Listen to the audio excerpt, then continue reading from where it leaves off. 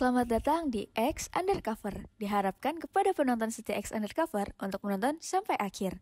Karena akan ada banyak sekali ilmu-ilmu baru yang akan diberikan oleh Dr. Jaya di setiap segmen di video ini.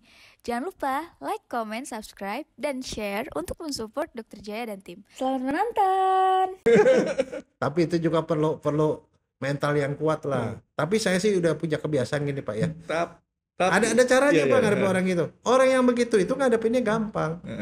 Kita dengerin aja dia. Dan jangan dilawan. Bilang, Pak, oke Pak, Bapak maunya apa? Gini, Bapak betul Pak, saya setuju dengan Bapak. Kalau saya jadi Bapak, saya juga pasti akan begitu. Biarin dia ngomong, kalau udah selesai. Sekarang giliran saya ngomong Pak. Nah itu, orang kayak gitu nggak bisa. Mereka loh. Jadi artinya itu adalah dogma di forensik. Kalau tidak diotopsi, tidak ada sebab mati. Orang nggak bisa ngomong apa yang terjadi sebelum diotopsi. Si itu Michael Jackson, tahu nggak otopsinya berapa lama? 6 bulan. Berbulan-bulan itu kan kalau kita nonton film barat tuh. Iya. Jenazahnya kan di kamar jenazah. Saya dokternya berdiri di meja dia ngopi apa gitu, terus datang polisi gini dia lihat lagi jenazahnya, lihat lagi. Itu sebelum selesai, sebelum jelas dia nggak akan dikubur, nggak akan dikasih keluarga. Saya ada mau tanya sedikit dok, masalah tadi kan dokter bilang ditunda sampai besok. Akibatnya ada nggak terhadap dokter Jaya kalau menunda sampai besok? Nah, menunda sampai besok, kita punya kulkas, masukin kulkas, besok pagi sama aja. Oh, jadi nggak ada masalah ya? Nggak ada masalah, tapi besok itu mungkin bukan saya yang jaga. Oke. Dokter lain. Jadi ya, urusan dokter lain ya? Iya. Tapi itu baru yang itu. Ada yang sebenarnya lebih serem juga, Frankie. Kejadian pernah kita digerebek sama orang. Digerebek sama orang? Iya, sampai dikuasai itu, disandera itu. Di ruang otopsi? Ruang otopsinya disandera, dikuasai sama orang. Jadi begini ceritanya. Ini ada satu preman nih. Preman terkenal lah. Iya. Dia, anak buahnya, ya biasalah kalau preman-preman kan suka bacok-bacokan ya. Bentrok. Coba bacok, meninggal. Nah, meninggal, diotopsi. Mau diotopsi, polisi minta otopsi. Nah, waktu itu dia mau diotopsi, keluarganya kan menolak. Dia tidak mau otopsi. Nah, kebetulan ini orang dari satu daerah lah. Kebetulan ada satu koas. Ini bukan koas ya, belum koas. Jadi masih mahasiswa tingkat 2 atau berapa. Dia lewat, ya kebetulan dia tahu lah bahasanya. Dia bilang, Dok, saya tolong ngomongin lah. Tapi dia salah informasi tuh, Pak Frankie.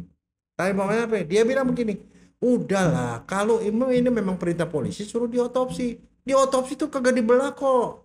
Cuma diperiksa-periksa doang, nanti ini udah diselesai gitu loh. Nah, salah ngomongnya di situ. Dia ngomong pakai bahasa daerah. Ya. Dia kayaknya bahasa Indonesia kurang gitu loh. Kurang ngerti. Diotopsi dengan tanda tangan keluarga, persetujuan. Tapi persepsi keluarga itu tidak dibelah. Padahal itu otopsi. Selesai otopsi, dari situ dibawalah ke rumah duka. Rumah duka dekat seberang RSCM. Iya. Nah, ternyata itu anak buah dari si kepala preman itu. Kepala preman datang, liatin. Dia lihat di sini tuh ada bekas jahitan. Di kepala ada bekas jahitan. Jadi kalau dia bekas otopsi itu ada 2, Frankie. Dari kuping ke atas ke sini itu bekas buka kepala. Terus dari sini dagu terus sampai ke bawah. Itu yang buat buka dada dan perut. Dia bilang ini organnya diambil. Dia bilang organnya diambil si preman ini.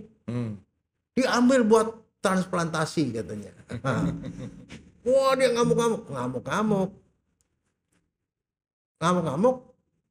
Dia pergi ke departemen forensik. Dia ngamuk-ngamuk. Itu habis itu kamar otopsi diobrak-abrik segala macam, diambil, terus zaman dokternya diambil dan segala macam. Itu selama 1 hari, lebih dari 24 jam itu dikuasai sama preman. Dia mau nyari apa, Dok?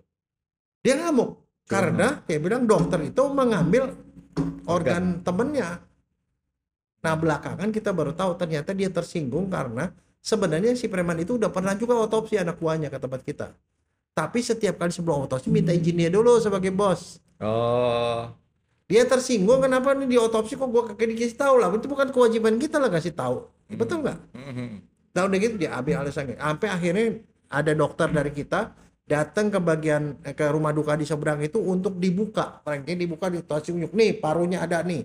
Jantungnya ada gitu-gitu. Ya ampun, 2 kali bongkar, Dok. Iya, betul. Itu satu. Tapi Jadi ceritanya saya tuh tidak tahu cerita itu. Besok pagi-paginya itu siang tuh menjelang sore. Besok paginya saya mau ke kantor, masuk ke FKUI kan. Kan ada bagian itu tuh yang karcis itu ya. Iya.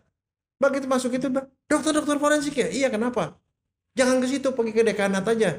Kenapa? Forensik lagi dikuasai sama preman. Jadi preman tuh kelihatan di situ. Itu habis semua diobrak-abrik. Nah, habis gitu jadi kita di dekanat, kita ngomong-ngomong kira-kira makan waktu lebih dari 24 jam dah dikuasai sama itu. Dan besoknya saya baru cerita, ada satu guru saya, sekarang udah profesor, dianiaya. Jadi ceritanya waktu diobrak-abrik si profesornya datang, dia coba ngomong gitu ya, ngomong-ngomong dengan bahasa baik-baik, dan kemudian profesornya didorong, dibaringkan di meja otopsi, dibaringkan, dibuka dadanya, mau diotopsi. Padahal dia nggak punya ilmunya buat otopsi deh. Enggak, tapi kan punya pisau. Sampai gara-gara dia gitu, si profesor itu waktu itu belum profesor, akhirnya terpaksa dibawa ke RSCM bikin visum penganiayaan. Nah, dibawa ke sana. Nah, habis begitu, jadi sampai seperti itu. Terus kemudian dia diredakan oleh Dr. Abdul Munim Idris. Abdul Munim Idris yang lebih senior lagi datang turun ngajakin ngomong ya. Ternyata dikenal dengan preman ini. Akhirnya mereka lepas. Tapi habis itu kita ketakutan setengah mati. Dan itu menjadi berita nasional karena bagian forensik itu diserbu sama preman. Nah, saya cuma bilang itu selalu terjadi, Frankie. Bisa terjadi. Bukan cuma. Dok, dengan pengalaman seperti itu, apakah sampai sekarang juga nggak dapat pengamanan, Dok? Nah, enggak. Itu sebabnya. Tetap enggak juga. Enggak. Cara ngelesnya cuman yang saya tadi. Kalau dia kagak mau, kasih aja. Tapi ada serah terima dong. Kan sama seperti gini. Saya bilang ke bapaknya, Pak, ini barang polisi dititip ke kami. Kalau bapak mau bawa, nanti saya bertanggung jawabnya ke polisi gimana. Bapak tanda tangan ini bahwa menyatakan bapak yang bawa pulang. Tanpa dia tahu bahwa kalau dia bawa pulang, dia yang akan kena pidana kalau mau dipermasalahkan. Jadi dok, sekarang ini kan yang nonton mungkin aja dokter-dokter forensik juga. Ya, udah punya cara ngelesnya dok ya. Tapi itu juga perlu mental yang kuat lah. Tapi saya sih udah punya kebiasaan gini Pak ya. Ada caranya Pak ngadepin orang gitu. Orang yang begitu itu ngadepinnya gampang. Kita dengerin aja dia. Dan jangan dilawan. Bilang, Pak, oke Pak, Bapak maunya apa? Gini, Bapak betul Pak, saya setuju dengan Bapak. Kalau saya jadi Bapak, saya juga pasti akan begitu. Biarin dia ngomong, kalau udah selesai. Sekarang giliran saya ngomong Pak. Nah itu orang kayak gitu nggak bisa kita bantah gitu. Betul. Nah tapi saya mau ngomong lanjutannya dok. Kan tadi saya bilang yang nonton tuh dokter forensik dia punya cara buat ngelesnya. Tapi kan yang nonton juga bukan cuma dokter forensik, ada kriminal juga yang kayak begini nonton juga. Dan dia tahu cara ngelesnya dokter, dia udah punya lagi cara. Ya di mana-mana juga sama lah Frankie. Masa kita mesti ngelarang orang jualan pisau sih gara-gara pisau dipakai buat nusuk orang. Iya sih. Tapi kan pisau dipakai buat masak.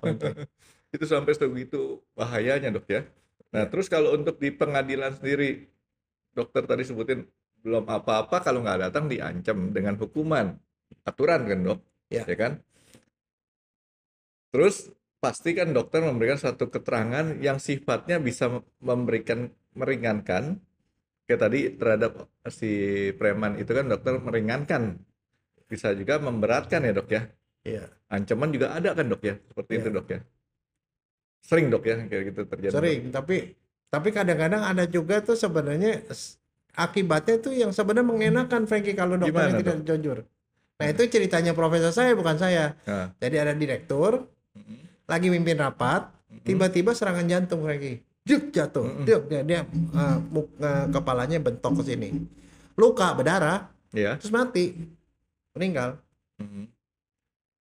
Begitu meninggal, itu dia diotopsi. Ternyata serangan jantung. Luka ini cuma di luar doang. Tidak mematikan. Datanglah pihak keluarga. Dok, kami cuma punya satu permintaan yang sebenarnya nggak berat-berat amat. Kita nggak suruh dokter bohong.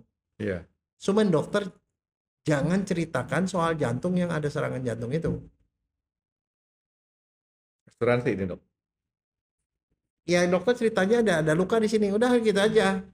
Jadi artinya dokter nggak bohong, cuman nggak ceritain jantungnya gitu loh. Terus Kayak pikir-pikir nih kenapa begini. Kata dokternya, dokter yang namanya bohong itu bisa cerita nggak kenyataan, yang nggak ada kenyataannya dibohong ceritain itu bohong kan. Tapi ngumputin sesuatu yang memang ada itu juga bohong gitu loh. Oh. Iya dong. Iya. Sampai ditawari, dibilang, dok, sekarang gini dok, dokter saya kasih 100 juta. Dokter nggak mau. Sampai dia bilang 250 juta. Ternyata dia punya asuransi 500 juta.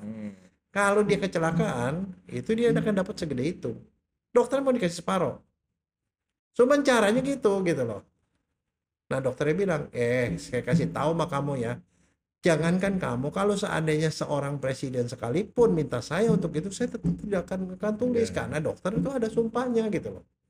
Nah itu kan namanya bukan ancaman. Rewardnya enak kan, dikasih tawaran dapat 250 juta tapi tetap nggak diambil. Tapi itu yang dia mau ajarkan, kamu itu nilai kamu bukan dari uang. Betul. Nilai kamu dari kamu punya attitude, reputasi, itu yang kamu harus jaga, dan itu priceless, tidak ada harganya. Dalam arti kata harganya itu begitu tinggi sehingga tidak bisa dinilai dengan itu sekalipun gitu. Karena kalau seorang dokter bohong tentang temuan otopsi, bisa diuji oleh dokter lain. Otopsi itu bisa berkali-kali loh, Frankie. Marsina, otopsinya 2 kali. Dokter tahun itu. Terus yang itu Brigadir J, siapa? Brigadir J, Iya. Joshua 2 kali otopsi. Sudah dikubur pun digali, kenapa? Sekarang contoh JFK, John F Kennedy. Siapa yang nggak tahu dia lagi ada gitu ditembak? Semua orang ngelihat dia ditembak, semua orang lihat dia jatuh.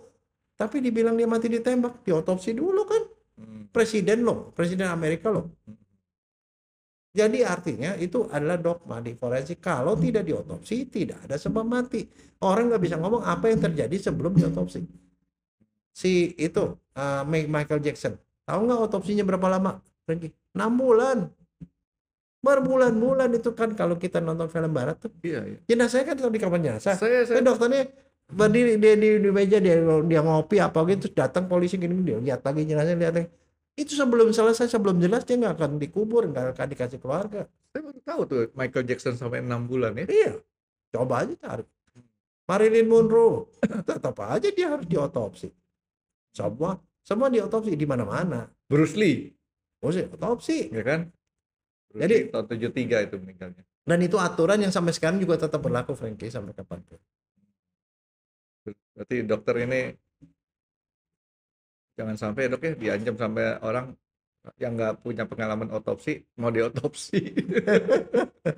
Coba kalau dokter otopsi kan itu kan potongnya kebeleknya ya istilahnya kan rapi. Enggak, tapi ada orang yang pernah nanya, dok, dokter pernah nggak salah katanya orang itu sebenarnya masih hidup diotopsi?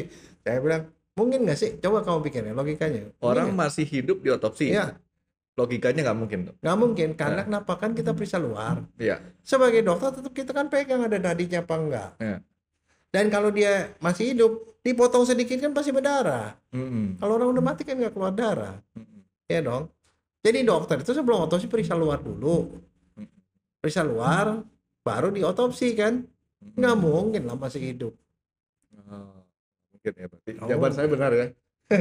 Terus ini kita pertanyaannya, mungkin nggak orangnya diambil organnya? Itu kan yang orang curiga. Diambil organ-organnya untuk transplantasi. Kalau untuk transplantasi jelas, kalau menurut saya enggak. Tapi kalau untuk kayak tadi untuk dipelajarin mungkin. Ya. Kalau transplantasi nggak mungkin, Frankie. Kenapa? Kalau orang meninggal tuh artinya otaknya mati, sarafnya mati ya, jantung mati, paru mati. Kalau tiga-tiga mati itu mati klinis namanya, mati. Kalau orang udah mati tiga-tiganya, organ organ dalam itu punya waktu matinya seperti kayak lampu mati gitu, nggak langsung tep mati gitu kan, pelan-pelan redup terus hilang gitu kan. Bagian dalam pun begitu, organ jantung, paru nggak langsung mati. Ada waktu jeda sederhana, ada yang mati 1 jam, 2 jam, 3 jam, rata-rata matinya baru 6 jam. Kalau sebelum 6 jam lewat, itu diambil, dipindahin ke organ lain, ke orang yang menerima, mungkin masih bisa kepake.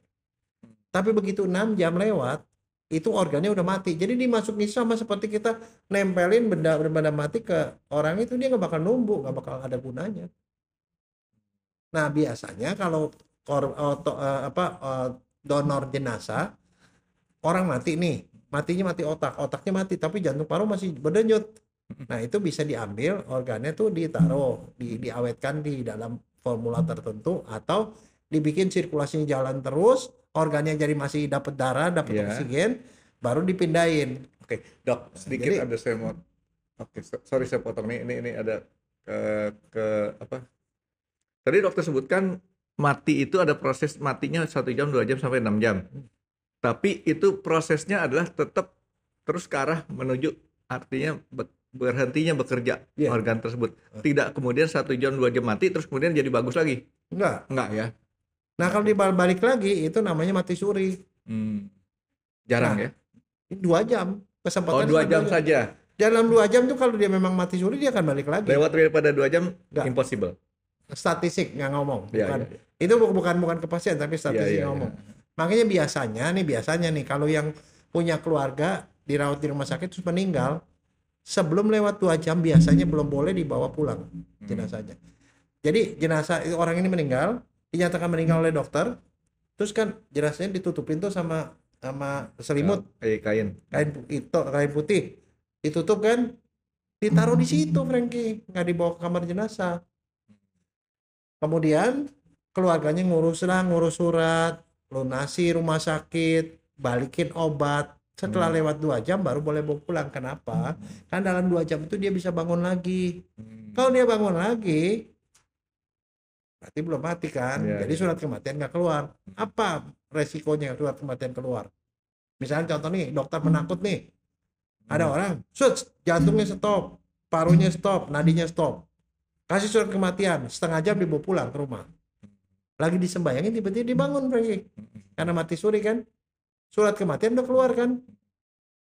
Pakai surat kematian ini bisa dipakai buat balik nama rumah. Ya. Balik nama ini. Dan satu ini bisa dipakai buat ngelamar janda di kampung sebelah.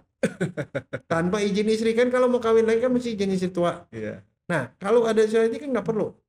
Ini bisa dipakai mengalihkan harta benda, mengeluarkan waris, dan bisa dipakai buat minta asuransi. Itu dia, makanya dokter nggak boleh. Nah ini ada satu kejadian yang berarti ini bukan di Indonesia Frankie, di luar negeri. Jadi dia meninggal, kan aturannya harus disimpan dulu 2 jam. Iya. Nah di tempat itu, di rumah sakit itu, kulkasnya, kamar jenazahnya itu seperti kamar. Seperti kalau kamu pernah tahu, kalau nonton filmnya Rumah Jagal Hewan. Iya. Ruang gitu, Dingin. AC dingin sekali kan, itu binatang digantung-gantung kan ya. Iya. Kayak gitu. Nah ini cuma itu dingin, terus di situ ada ranjang-ranjang. Jadi orang yang meninggal ditaruh di situ, telanjang bulat, ditutupin sama kain kafan, begitu udah. Jadi deret mayat gitu loh. Tapi kan ada juga kulkas yang kayak laci gitu loh. Iya. Kayak safe deposit box. Nah, yang itu ada yang seperti itu. Nah, ceritanya jam 12 malam satu pasien meninggal. Susternya penakut. Ada jenazah di situ, dia nggak mau taruh di situ. Dari situ nanti dia kenapa-napa kan udah malam-malam dia ngantuk-ngantuk, tahu ada yang negor gitu kan. Dia panggil petugas, suruh kirim ke kamar jenazah, dimasukkanlah ke dalam itu ruang jenazah itu. Itu jam 12 malam. Kan menjelang ngantuk tuh ya. Nah, kira-kira jam 1 si pasiennya bangun karena mati suri. Begitu dia bangun, apa yang dia pikir? Coba kamu bayangin, kamu ada di situ, kamu bangun, kamu telanjang, cuma diselimuti sama satu kain tipis, asap semua kan, dingin kan, menggigil kan. Ini gua ada di surga apa di neraka gitu kan. Dia cubit, gua masih hidup katanya. Dia lihat kiblat cara kayak gitu.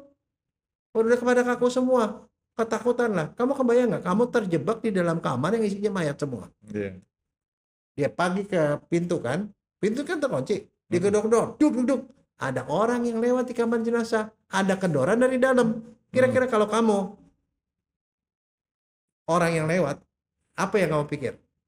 Ada yang aneh aja di dalam, mungkin ada Enggak, langsung kabur, percaya nggak? Itu kan isinya mayat. Oh iya. Ada ketokan dari dalam. Terus kemudian kabur, udah gitu kabur ketemu teman. Lo kenapa lo kabur? Kamu berani cerita nggak? Nggak. Kadang kamu bilang, itu ada ketokan situ. Halo lo, gitu kan. Betul nggak? Udah pasti kan, ini jangan-jangan gue salah dengar, tapi gue penakut kan, gue sampai lari gitu kan penakut kan. Orang kan nggak mau dikatakan penakut. Iya. Dia diam. Ada yang lewat-lewat, tapi nggak ada yang berani yang cerita ke orang, ataupun dia itu dia bilang, gue halu nih, gue kedengerin tuh ada ketokan. Gue yakin tuh ketokan, tapi gue cerita ke orang gue nggak berani. Sampai jam 6 pagi. 6 pagi ada satpam yang lewat, satpam kan mentalnya lebih kuat dong. Iya. Ada gitu walaupun udah kendor, dok gitu. Langsung dibuka, ada orang yang udah dalam kondisi setengah beku, sembari jongkok, selimutan sama kain begini. Dipanggil orang, akhirnya dibawalah. Ternyata orang itu kekurung di tempat dingin itu mengalami sesuatu yang disebut frostbite, hipotermia. Dia beku karena gitu, terpaksa harus diangetin, terus kemudian dia dirawat di bagian psikiatri. Kenapa? Terkurung bersama jenazah selama 6 jam. Habis begitu dia sewa pengacara, rumah sakitnya digugat. Terjadi karena apa? Karena prosedur tidak dilakukan. Jadi yang saya mau sampaikan juga nih buat keluarga-keluarga yang mungkin mengalami musibah, kematian atau meninggal ya. Jadi sebaiknya tunggu 2 jam dulu dok ya. Tunggu 2 jam karena istilahnya kadang-kadang sebagai kita yang ditinggalin tuh dok, terus terang masih mengharapkan, ayo bangun, ayo bangun, ayo bangun. Tapi kalau lewat daripada 2 jam itu tidak mungkin lah ya. Karena kenapa? Begitu lewat 2 jam, kalau dia memang betul meninggal, di belakangnya udah ada lebah mayat, udah ada kaku mayat. Itu tanda pasti kematian. Sudah pasti meninggal. Jadi tidak mungkin bangun lagi. Ya. Nah, supaya dokter nggak melakukan kesalahan, kadang saya pernah dapetin satu kejadian, orang dinyatakan meninggal, cepat-cepat dibawa pulang ke rumah, waktu disembayangin di rumah, ini agamanya muslim nih, tiba-tiba dia bangun. Iya. Semua sedang dong. Iya. Tapi kamu bayangin, kalau kamu anggota keluarga kamu dinyatakan meninggal, di rumah lagi disembayangin, tiba-tiba dia bangun lagi, kira-kira kamu punya kepikiran nggak buat ngelapor ke dokternya, dok yang tadi tuh nggak mati dok? Enggak. Ngeblank dah tuh. Ngeblank kan pasti nggak kan happy kan? Iya. Tapi ada orang yang memanfaatkan itu. Surat kematian itu dipakai buat mindahin harta benda yang berasal dari almarhum itu. Almarhum nggak jadi itu. Dipindah-pindahin hartanya.